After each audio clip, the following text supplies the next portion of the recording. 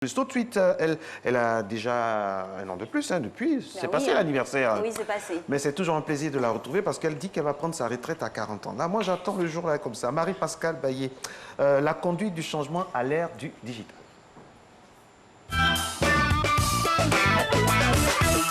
Eh oui, Mapa est là. Bonjour à elle. Bonjour Alix. Bonjour Bienvenue.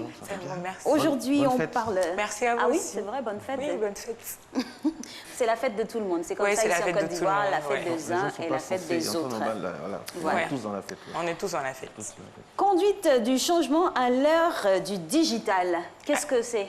Alors, aujourd'hui, on devrait parler sûrement de la fête, mais on va commencer avec la conduite du changement et je pense qu'à la fin, avec le repas qu'on a vu dans le journal et tout ça, oui, on va donner de petits trucs pour les musulmans, alors qui ont des opportunités également sur le digital. J'ai lancé Gaoussou, hein, notre assistant particulier à la rue 12, à Trècheville. Il dit qu'il y a des endroits de Frog Chaya là-bas. Ah d'accord. Oui, c'est sûr. Il m'a dit ça à l'oreillette, donc ce matin, on lui fait confiance. Donc on finit, on part là-bas? Non, on va faire emporter pour vous après. Non, on va faire une application. Non, je vais avec Alix. On est les seuls à souffrir le matin ici ensemble. Vous venez, vous êtes une intermittente. Vous êtes une intermittente du spectacle. On va partager, ne vous inquiétez pas, on a un grand Alors, aujourd'hui, on va parler de conduite du changement à l'ère du digital.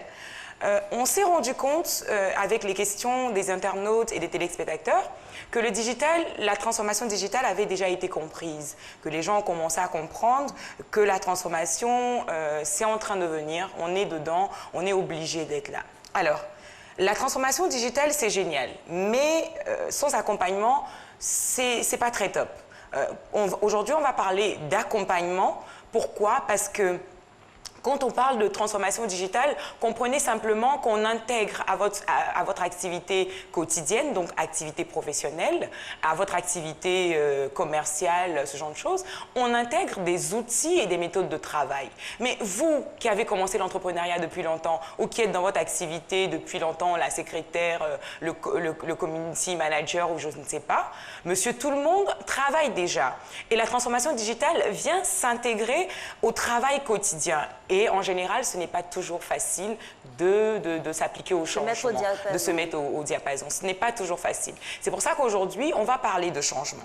Alors, entreprendre une transformation numérique ne doit plus être un tabou, ne doit plus être quelque chose d'horrible qui vous fait peur. Non, non, non et non. C'est facile. Il faut démystifier tout ce qui est digital. Parce qu'effectivement, il y a des personnes, comme moi aussi, il y a des gens qui trouvent ça trop compliqué, trop opaque, trop confus.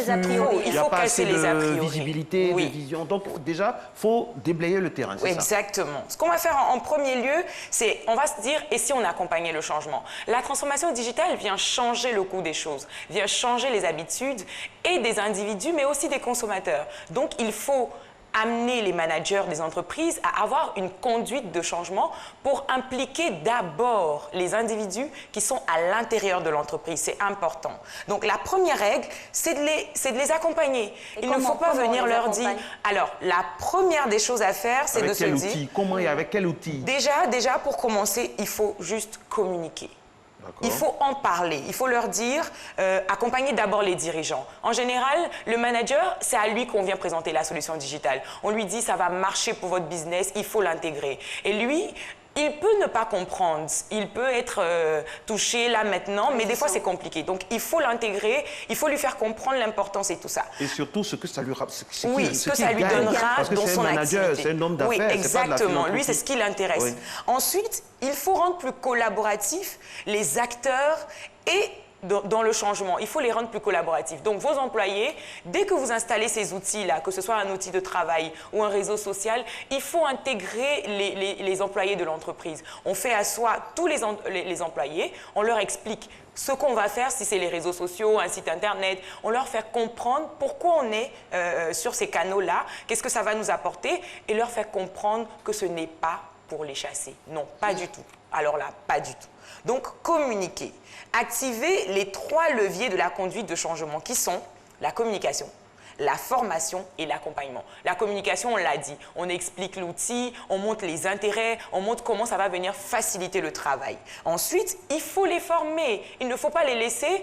On a des personnes qui nous disent, mais on nous a mis un outil de travail au bureau, ça fait 1 mois, on n'arrive pas à l'utiliser, c'est compliqué. Alors, c'est parce qu'on ne vous a pas accompagné dans une formation spécifique. Alors, il faut savoir aussi qu'il faut dire aux managers, tous les employés ne sont pas pareils. C'est comme à l'école. Tout le monde ne comprend pas du premier coup lorsque le cours est donné. Donc, à d'autres, il faut donner un peu plus de formation, un peu plus d'accompagnement. Et ensuite, il faut ancrer une culture de changement dans la tête de tout le monde. Avant de mettre un outil, avant de venir positionner l'entreprise sur un canal, sur Internet, sur une application mobile, il faut donner la culture aux personnes internes. Une entreprise, c'est d'abord les employés et après les solutions qui en découlent. Donc, intégrer ces employés-là dans la conduite du changement. Et donc, vous allez voir qu'on a essayé de vous concocter un peu un process qui, d'un côté, vous avez le choc parce que quand l'entreprise décide d'intégrer de nouveaux outils, les personnes en interne dans l'entreprise reçoivent un choc. Mais c'est également, aussi le choc est également présent chez les consommateurs parce qu'ils sont étonnés. Pour eux, c'est un peu tempéré parce qu'eux, ils sont consommateurs, donc ils sont contents, c'est un changement en général. Mais pour les employés, les acteurs même de l'entreprise et du service, c'est encore un choc. Et d'un autre côté, on a l'entreprise qui est d'un engagement, donc qui doit piloter ces outils-là pour faire la parité entre les employés et les bénéfices de l'entreprise. Voilà. Et le process que vous avez proposé là, il est intégrable dans toutes sortes d'entreprises? Dans toutes sortes d'entreprises. Alors, ce qu'on n'a pas dit, mais ce qui est important, c'est que vous avez des spécialistes de conduite de changement. Quels que soient les outils que vous intégrez à votre activité, à votre business, à votre entreprise, il faut savoir que vous pouvez trouver des spécialistes sur Internet en leur disant, ben nous, on peut vous accompagner, on n'a pas la solution, mais on l'a comprise, on la connaît, donc on intègre le consultant en tant que spécialiste du changement, qui vient lui entretenir vos équipes, les benchmarker, les conduire, ce genre de choses. Alors, c'est d'autant plus vrai ce que vous dites que parfois, quand il y a eu de nouvelles solutions dans de grandes entreprises de par le monde, en plus de celui qu'on a amené pour la conduite du changement, on a accompagné ça de psychologues. Parce que c'est un fait avéré, l'homme a peur du changement. Surtout quand il est à la base du changement, quand c'est dans l'entreprise. Le consommateur, nous, on est content, c'est quelque chose de nouveau, mais celui qui est à la base du changement, donc il faut accompagner ça d'une bonne dose de psychologie. Et puis, j'ai bien aimé le côté pédagogie aussi, c'est très important. La formation, c'est important. Mais la pédagogie à dose homéopathique, parce que comme vous l'avez si bien dit, tout le monde ne peut pas intégrer de la même manière. Oui, je suis d'accord avec vous. Et je suis d'accord aussi en disant que la psychologie, c'est important. Vous allez voir, par exemple, c'est très palpable et visible dans le secteur des secrétaires. Les secrétaires, dans les années 2000, par exemple, avaient des formations, mais on savait tous que les secrétaires d'avant utilisaient les dactylos, ce genre de choses. Et donc, elles ont vraiment été au cœur d'un accompagnement. Pourquoi? Parce que les ordinateurs sont tombés comme par magie. Et beaucoup de femmes qui étaient là, ou beaucoup d'hommes, beaucoup d'acteurs, beaucoup de secrétaires, se disaient, mais ils sont venus nous chasser. On va devoir partir. Les jeunes vont nous chasser. Et on leur a dit non.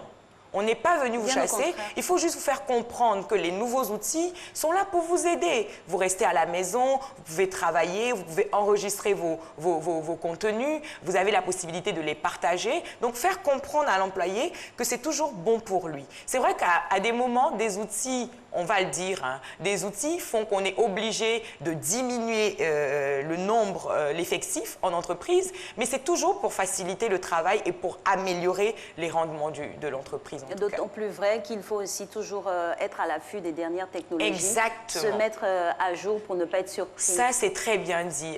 Il faut, en tant qu'employé également, ou en tant qu'acteur dans une entreprise, se demander tous les 3 mois, même tous les mois, comment mon métier est en train train d'évoluer? Quels sont les outils qu'on utilise ailleurs que je ne connais pas moi? Comme ça, je me forme et quand ça vient vers moi, je suis déjà actualisée, j'ai déjà fait une belle mise à jour. À la vérité, hein, ce que vous dites, c'est un état d'esprit à avoir. C'est-à-dire il faut le manager qui anticipe, il faut l'acteur, l'employé qui est ouvert et il faut un environnement qui est réceptif. Lorsqu'on a ces trois paramètres-là, franchement, ça facilite les choses à la civile.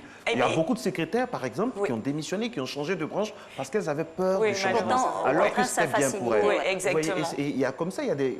Et puis, il faut le dire aussi, Marie-Pascale, il y a des gens qui sont réfractaires au changement. Ah oui, hein. Il y a des gens qui ne supportent pas, qui sont super high school, vieille école, alors qu'il y a des personnes du troisième âge, mais qui sont très, très modernes, qui s'intéressent. Moi, je connais des gens de 75 ans, 74 ans, qui sont sur les réseaux sociaux. Qui ont des profils, mais de façon positive, pas pour faire n'importe quoi aussi, quand même, parce que voilà, quoi. Et ça, c'est ce qu'il faut inculquer. Oui, et aussi, il ne faut pas que les managers se sentent exclus. Ils sont, premièrement, les premiers acteurs de la conduite du changement. En général, les managers, ils ont tendance à accepter l'outil parce que c'est avec eux qu'on communique, mais quand l'outil est intégré en entreprise, ils se lâchent un peu et ils attendent les résultats. Il faut être à côté de vos hôtes, il faut être à côté de vos employés, ce sont eux qui font vos chiffres. Il faut les accompagner, mais il faut également que vous mettiez vous-même la main à la pâte pour démystifier un peu, pour que l'employé se dise, mais si le boss ils ont peur, je m'excuse, parfois ils ont peur de trop former l'employé parce qu'on se dit qu'à un certain moment, il sera trop incontournable. Exactement. C'est vrai parce que ce sont des, comme on dit chez nous, ce sont des aouans aussi. Ils veulent pas trop... Et ça va justement avec une révalorisation aussi du traitement quand on a de la compétence en plus. Alors, il faut savoir que c'est le droit de l'employé que de recevoir une formation pour améliorer ses compétences. Mais ça va aller petit à petit. Ça va aller. Nous avons un problème. Oui, c'est vrai. Ça va aller. On est condamné à toujours dire ça va aller. Il faut que ça aille maintenant. C'est en train d'aller, en tout cas. Parce que voilà, les générations futures espèrent énormément de nous.